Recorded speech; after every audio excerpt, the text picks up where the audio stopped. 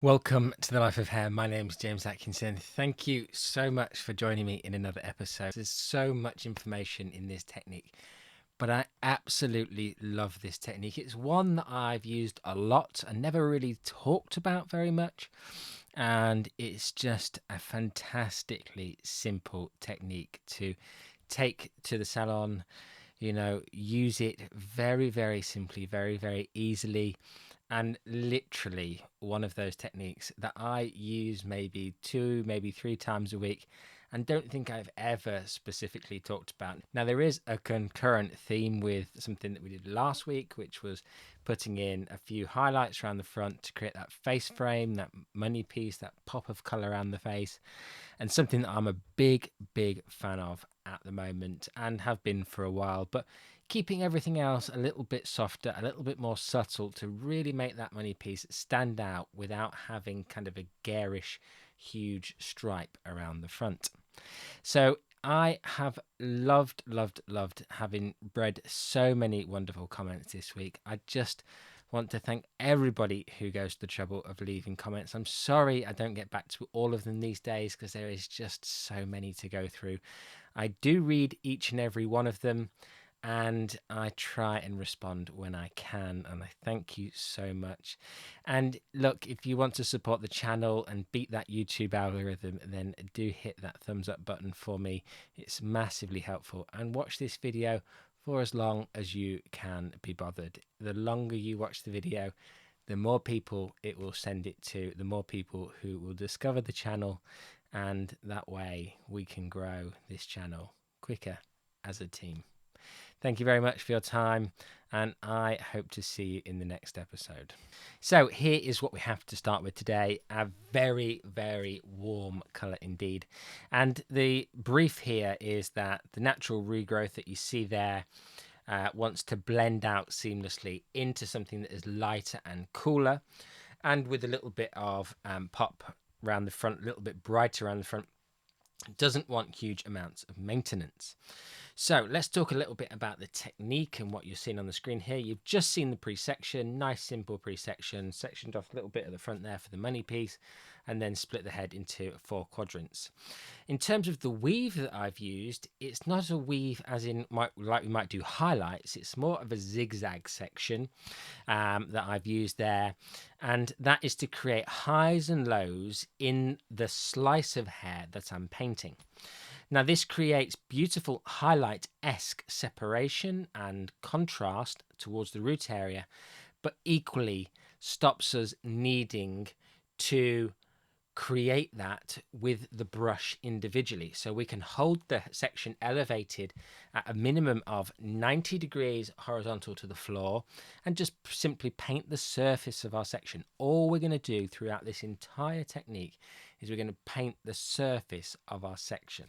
Super easy, super simple to do, and a technique that I just love doing. Now, lots of questions always get asked in the comment sections. Are you saturating all the way through the sections?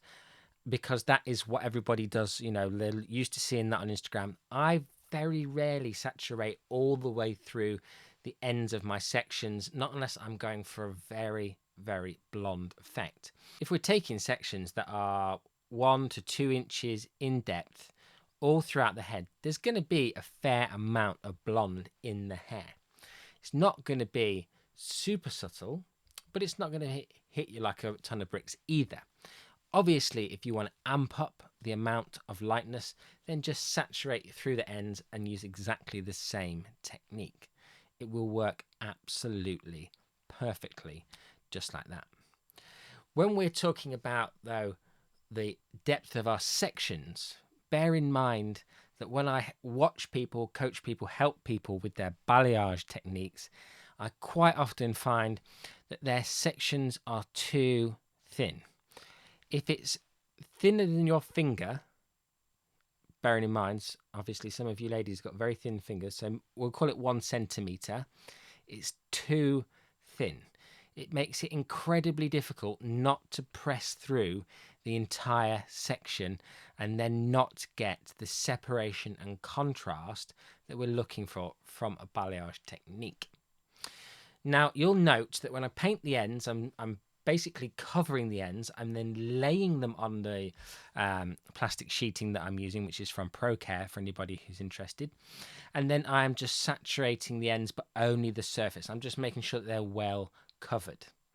Now, once we get up to the back of the head, and you can see I've just come above the parietal ridge area in this specific instance, I am then taking a horizontal section from V-shaped 45-degree diagonal sections into horizontal zigzag sections. Exactly the same zigzag within reason, but using horizontal sections from this point out. Now that is, for me, one of the really important changes in this particular technique that we need to pay close attention to.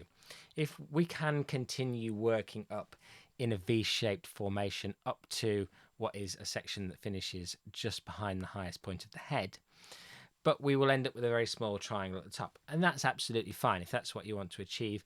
I wanted more coverage though, so I wanted to get into horizontal sections. Remember, horizontal sections give more coverage and therefore the appearance of more color with less work. So I wanted this section to change at that point where I came above the occipital bone, so that I could get maximum color in through that crown area. A really good trick or tip for you guys wanting to get the maximum results, but also be very time efficient. A great little technique there for you guys to take back to the salons. Now, you'll note that each of these sections, even though only surface painting, are heavily saturated. The surface of the section, because if we can see hair through our section, it isn't going to give us the lift we need from this particular technique. So it's really mega important that we remember that. Now you might also notice that some of these sections have become more V-shaped as well as we're moving further up the head. Now this is in part because I haven't got a diagonal now to amplify the softness. So I'm going to have to do something in terms of the way that I paint the sections to give me that diffusion at the roots, so I don't look like I've painted in kind of slab highlights. So that is something to bear in mind as we work through this sectioning pattern, through this technique in general, is that some of the sections, yes, in turn will be painted as complete slabs of colour, but invariably not every section will be painted like that. Now, I can't give you a huge amount of advice as to when and where to use these things, but what I would say is if you want softness and diffusion, then use that V-shaped technique that you've just seen. But if you want maximum coverage and colour all the way back up to the root area, then make sure that you paint the entire surface of the section as you go through your technique, and you will get maximum coverage that way. Now, for me, it's really important to bear in mind that when we're doing any balayage technique, the consistency of our product is absolutely paramount. I've made a video on it about using scales to properly measure the quantity of color that you are using, or bleach or whatever. But it's super important when it comes to balayage techniques, because the consistency of our product will ultimately be one of the key factors to the success of our coloring technique. For instance, I always mix my bleach on a 1 to 1.5 ratio. That's 30 grams of powder to 45 grams of my chosen peroxide. Now, I don't mind using a bit of 40 vol, and I've made a video all about the differences between using higher and lower volumes, but I'll keep it nice and brief. In a nutshell, the longer the corrosive product, bleach, is on the hair, the more it will corrode the hair, e.g. the more damage it will do to the hair. It's not rocket science, it's just a fact of the chemicals that we use to create these results. So I know some people really believe in low and slow, and don't disbelieve it, and I actually use it. But in the context of how long we leave bleach on the hair, we will create more damage the longer we leave it on. So I don't mind, especially with open air process techniques, if I wasn't covering this with perspex sheeting, I might bump up my developer from 20 to 30, but because I'm covering and I'm not looking for huge amounts of lift, as I said, I'm only using 20 volume. So as we work our way through this technique, you'll note that the weaves that we use at the top of the section, and when you do that, it creates those tiny little gullies in the section, make dispersing and blending the product so easy. You simply lay your brush sideways to the hair and you paint the product onto the hair to get maximum saturation. Now, as we get further towards the scalp, we want to use those vertical brush strokes just to diffuse the colour a little bit. And it's so incredibly simple and easy to do.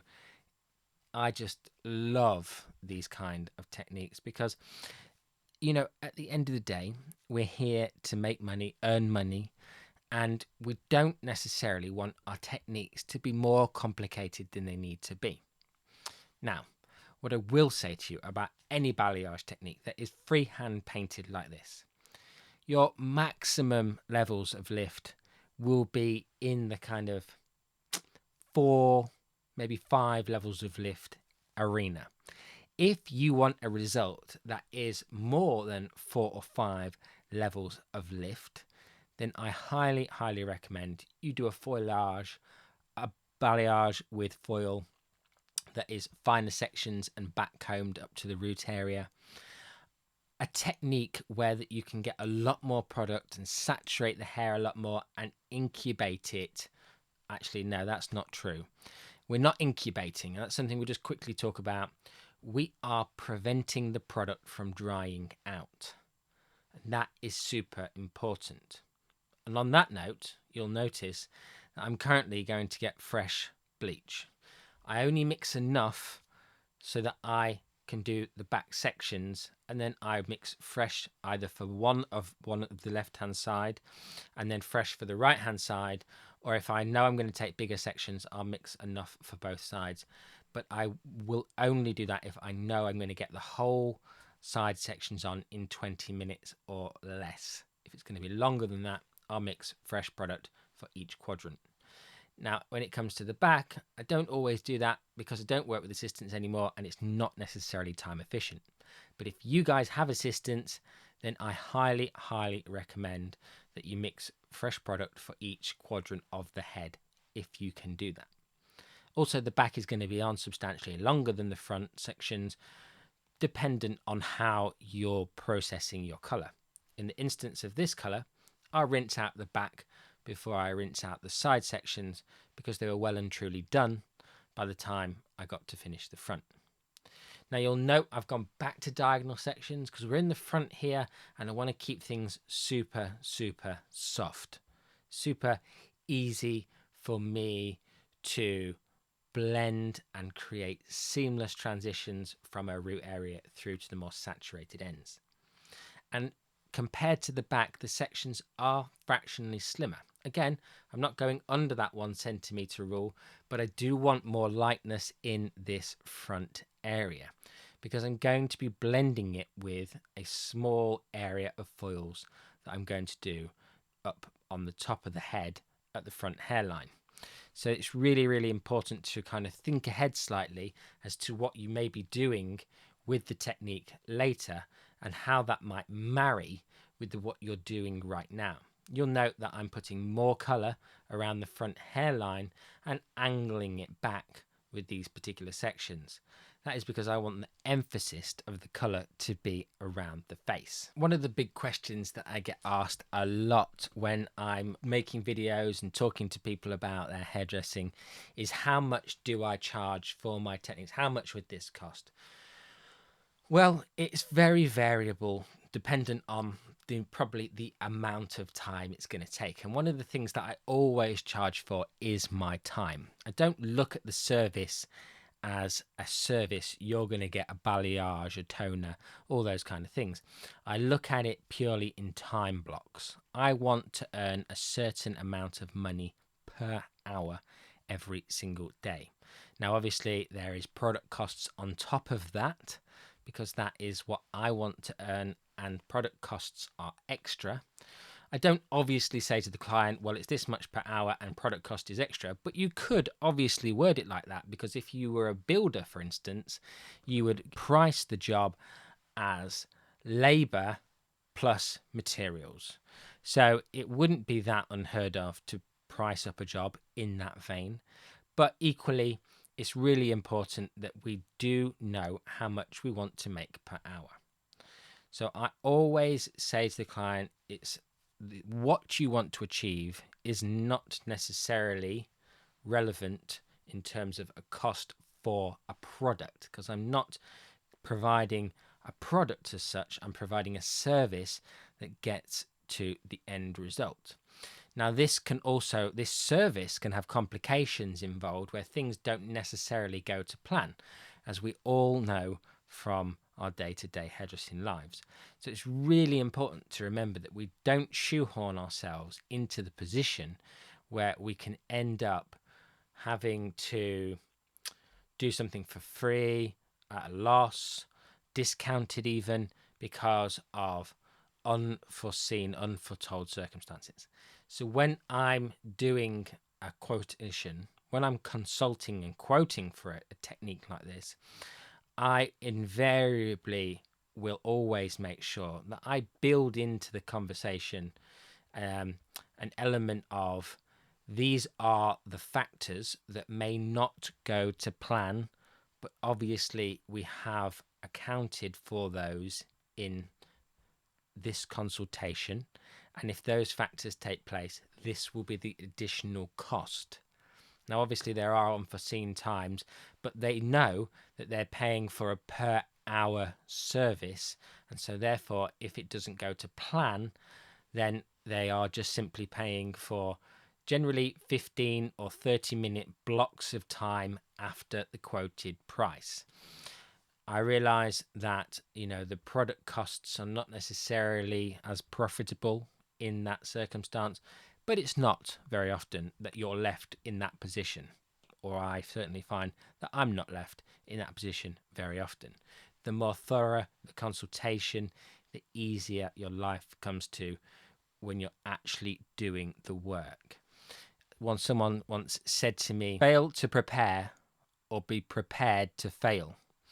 And I thought that was really, really massively poignant, because that is basically what a consultation is. If it's not thorough enough, if we haven't set up all the pros and cons, we can't then expect our client to be happy when things don't necessarily go to plan. Just to reiterate, we're doing exactly the same thing on this right hand side as we did on the left hand side. There has been no changes to the technique, and not every single section, the way we painted it, has mirrored one another, but the emphasis has been color diagonally coming back away from the face. So the emphasis of the color is around the face, and the color we're painting onto the hair, the bleach we're painting onto the hair, is going diagonally backwards away from the face.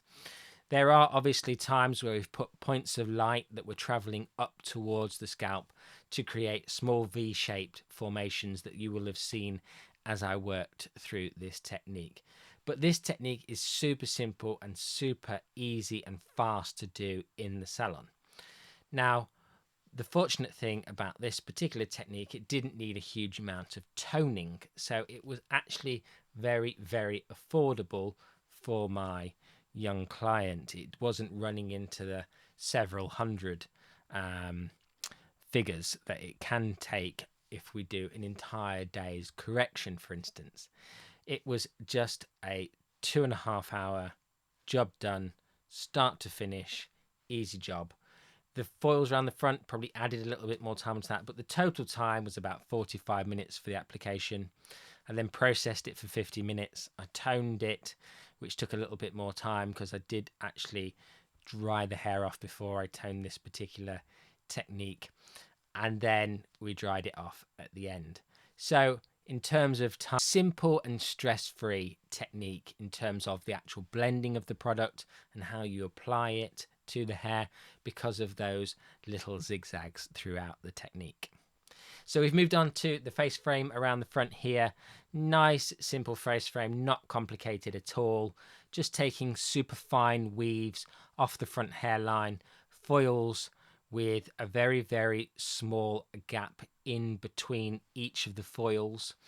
And then we subsequently only put about 3 or 4 foils into the front hairline, and then got the ends of our hair, which you'll see in just a second, teased them back up to the foil, and then saturated through the ends to ensure that we had a very soft diffused root area because of the highlights, but we had that pop of color that was blending into the balayage technique that we'd done, that was emphasizing the color around the face. So here is the finished result. I hope you like it.